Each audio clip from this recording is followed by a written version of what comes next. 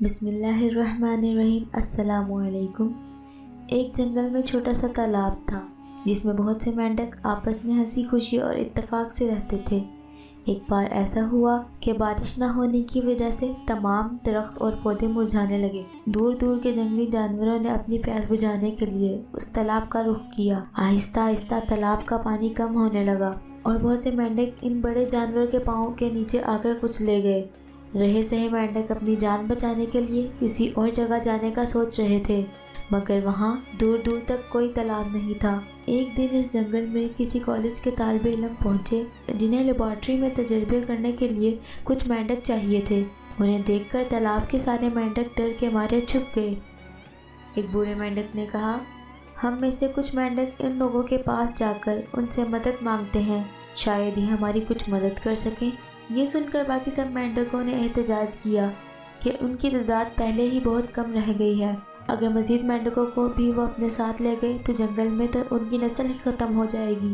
بوڑھے مینڈک نے کہا، میری بات غور سے سنو، میں بھی ساتھ جاؤں گا اور وہاں کسی سے مدد کی اپیل کروں گا کہ ہماری نسل بچانے میں ہماری مدد کریں۔ ویسے انسان اتنے برے بھی نہیں ہوتے جتنا ہم نے انہیں سمجھ رکھا ہے۔ انسانوں سے زیادہ تو جنگلی جانور خطرناک ہوتے ہیں جنہوں نے ہمارے بہت سے مینڈکوں کو ہلاک کر دیا۔ ان سب میں 3-4 مینڈک بہت سمجھدار تھے۔ انہوں نے کہا، باقی سب کی سلامتی کے لیے ہم اپنی جان قربان کرنے کے لیے تیار ہیں۔ جیسے ہی جنگل میں وہ لوگ تالاب کے پاس آئے اور بوڑھا مینڈک ان کے سامنے گیا اور کہا، تم لوگ کیا چاہتے ہو؟ ہم ایک میڈیکل کالج کے طالب علم ہیں اور ہمیں تجربات کرنے کے لیے کچھ مینڈکوں کی ضرورت ہے۔ ایک طالب علم نے جواب دیا، ٹھیک ہے، لیکن اپنے ساتھیوں کے ساتھ میں بھی جاؤں گا، مجھے تمہارے کالج کے پروفیسر سے کچھ بات کرنی ہے۔ ان لوگوں نے سب مینڈکوں کو شیشے کے بڑے جار میں ڈالا اور وہاں سے چلے گئے۔ باقی رہ جانے والے مینڈک اپنے ساتھیوں کے لیے پریشان تھے۔ وہ بوڑھے مینڈک کی کامیابی کے لیے دعا مانگنے لگے۔ تجربہ گاہ میں جانے کے بعد انہوں نے بوڑھے مینڈک کو جار سے نکال کر پلیٹ میں رکھا اور پروفیسر کو بلانے چلے گئے۔ پروفیسر نے آ کر بوڑھے مینڈک سے پوچھا، وہ اس سے کیوں ملنا چاہتا تھا؟ بوڑھے مینڈک نے آنسو بہانا شروع کر دیے اور جنگل میں ہونے والے واقعات سے پروفیسر صاحب کو آگاہ کر دیا۔ بوڑھے مینڈک کی بات سن کر پروفیسر صاحب کو دکھ ہوا۔ انہوں نے کہا، ٹھیک ہے، میں تمہاری مدد کرنے کے لیے تیار ہوں، مجھے پہلے جا کر پورے جنگل کا معائنہ کرنا ہوگا۔ یہ کہہ کر پروفیسر صاحب نے اپنے ایک شاگرد کو ان مینڈکوں کا خیال رکھنے کو کہا اور خود کچھ ساتھیوں کو لے کر جنگل کی طرف چلے گئے۔ پورا دن گھومنے کے بعد ایک جگہ پر انہیں بڑا سا تالاب نظر آیا جسے دیکھ کر وہ لوگ خوش ہوئے۔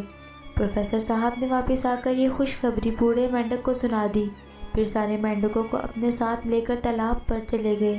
وہاں جا کر بوڑھے مینڈک نے تالاب میں رہ جانے والے باقی ساتھیوں کو باہر بلایا اور کہا کہ پروفیسر صاحب کی مدد سے انہیں رہنے کے لیے بڑی اور اچھی جگہ مل گئی ہے۔ سب مینڈکوں نے پروفیسر صاحب کا شکریہ ادا کیا اور ان لوگوں کے ساتھ اس نئے تالاب پر چلے گئے۔ رکو بڑے میاں، پروفیسر صاحب نے بوڑھے مینڈک سے کہا۔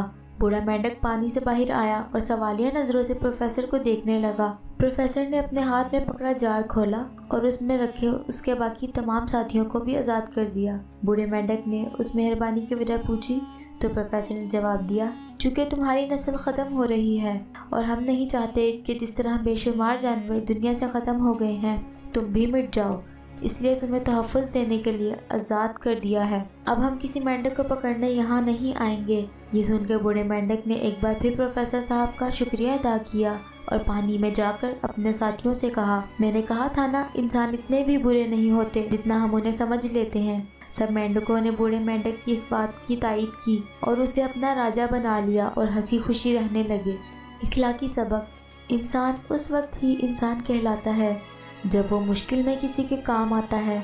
اپنے لیے تو ہر کوئی جیتا ہے، دوسروں کے کام آنا ہی انسانیت کا اولین درجہ ہے۔